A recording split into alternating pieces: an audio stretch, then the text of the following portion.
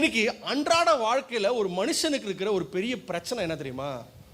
எல்லாத்தையும் அவன் ஆளுகைக்குள்ள வச்சுக்கணும்னு நினைக்கிறான். கரெக்டா? எதுவுமே ஒத்துக்கிறீங்க? எல்லாவற்றையுமே அவன் ஆளுகைக்குள்ள வச்சுக்கணும்.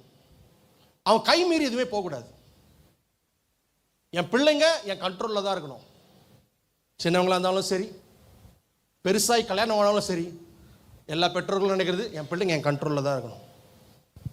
நான் சொல்றது தான் எல்லாம் கேட்கணும். அது மீறி யாரும் செஞ்சிடக்கூடாது. எல்லாம் என் கண்ட்ரோலில் தான் இருக்கும். எப்போ ஒரு தேவ பிள்ளைக்கு கோபம் வரும், எப்போ ஒரு தேவ பிள்ளைக்கு பயம் வரும் அப்படின்னு தெரியுமா? என்னைக்கு நம்ம பிள்ளைங்க நம்ம கண்ட்ரோலில் இல்லையோ அப்போதான் கோபமும் பயமும் நம்ம கையில் வரும். எத்தனை பேர் ஒத்துக்கிறீங்க? உங்கள் வீட்டில் கூட யோசித்து பாருங்களேன். உங்கள் பிள்ளை உங்கள் பேச்சை கேட்டு நடக்கிற வரைக்கும் உங்களுக்கு சந்தோஷமாக இருப்பீங்க. என் பிள்ளைய மாதிரி இந்த உலகத்தில் வேறு எந்த பிள்ளையும் இல்லை, அவன் தான் பெஸ்ட்டு, அவன் தான் சூப்பர், நம்ம பாடிட்டு இருப்போம். ஆனால் என்னைக்கு உங்கள் பிள்ளை உங்கள் கண்ட்ரோலில் இல்லையோ முதல் தடவை நீங்கள் கோவப்பட ஆரம்பிச்சிருவீங்க. ஐயோ என் பிள்ளை என் கண்ட்ரோல் இல்லையே அப்படின்னு சொல்லிட்டு. ரெண்டாவது செய்ய பெரிய விஷயம் தெரியுமா? தெரிஞ்சோ தெரியாமலோ நமக்கு பயம் வந்துடும்.